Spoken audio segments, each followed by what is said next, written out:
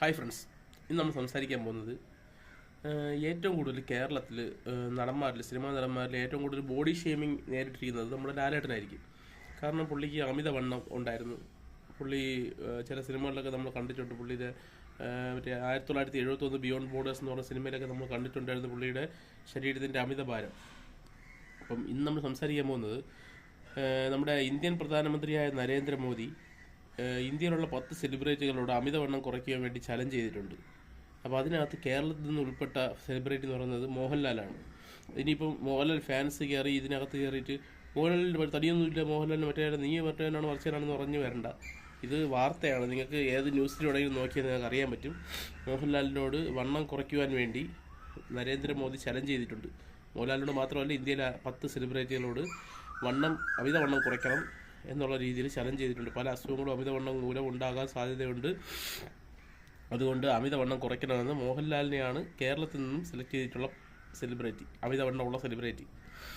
അപ്പം ഇപ്പം നേരത്തെയൊക്കെ മോഹൻലാലിൻ്റെ വണ്ണം നമ്മൾ കണ്ടിട്ടുണ്ട്. പക്ഷേ ഇപ്പം ആ കണക്കിന് നോക്കുമ്പോൾ ഇപ്പം വണ്ണം ഇല്ലെന്ന് വേണം പറയാൻ. കാരണം ഒന്ന് ഒതുങ്ങിയിട്ടുണ്ട് മോഹൻലാൽ.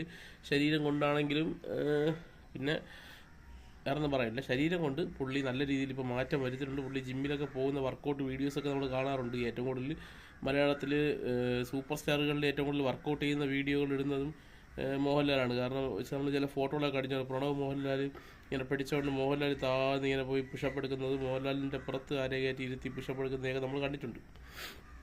എന്നിട്ടും അമിതവണ്ണം കുറയ്ക്കണം എന്നുള്ള രീതിയിൽ മോഹൻലാലിനോട് ഇന്ത്യൻ പ്രധാനമന്ത്രി പറയണമെങ്കിൽ അത് നമ്മൾ അത്രത്തോളം നമ്മൾ ഇതായിട്ട് കാണേണ്ടിയിരിക്കുന്നു. കാരണം ഇതിനകത്ത് മോഹൻലാൽ എന്ന് പറയുന്നത് കുറച്ച് കായികക്ഷമത വേണ്ട ഒരു ആളാണ്. കാരണം പുള്ളി ലെഫ്റ്റനൻറ്റ് കേണൽ പദവി കിട്ടിയ ഒരു ഇന്ത്യൻ സെലിബ്രിറ്റി, അല്ലെങ്കിൽ കേരളത്തിൽ നിന്നും ലെഫ്റ്റനൻറ്റ് കേണൽ പദവി ലഭിച്ച ഒരു സെലിബ്രിറ്റിയാണ്. അപ്പോൾ പുള്ളി അതിനനുസരിച്ച് ബോഡി മെയിൻറ്റെയിൻ ചെയ്യണം.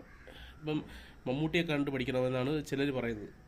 ഫുഡിൻ്റെ കാര്യത്തിൽ ഫുഡ് കൺട്രോൾ ചെയ്യണം. ഫുഡാണ് ഏറ്റവും മെയിനായിട്ടും മലയാളികൾക്ക് തടി കൂടാനുള്ള ഏറ്റവും പ്രധാന കാരണം.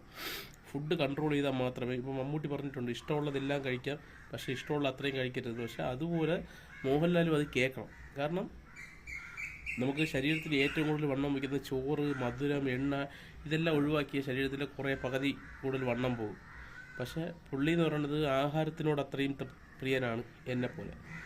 പക്ഷേ നമ്മളെപ്പോലെ പുള്ളിക്ക് കഴിക്കാൻ പാടില്ല. കാരണം പുള്ളി ഒരു സെലിബ്രിറ്റിയാണ്, പുള്ളി ആളുകൾക്ക് മാതൃകയാണ്. അപ്പം ആഹാരം കഴിക്കുമ്പോഴത്തേക്കും അത് നിയന്ത്രിക്കണം എന്നാണ് നരേന്ദ്രമോദി പറയുന്നത്. കാരണം അമിതവണ്ണം കുറയ്ക്കണം. വ്യായാമം മാത്രം പറ്റില്ല. വ്യായാമം ചിലപ്പം പുള്ളി ചെയ്യുന്നുണ്ടായിരിക്കും, പക്ഷേ വ്യായാമത്തിനനുസരിച്ച് ആഹാരം കഴിച്ചു കഴിഞ്ഞാൽ അതിൻ്റെ കലോറി ഗെയിന് കൂടുമ്പം നമുക്ക് ശരീരത്തിൽ വണ്ണം വയ്ക്കും.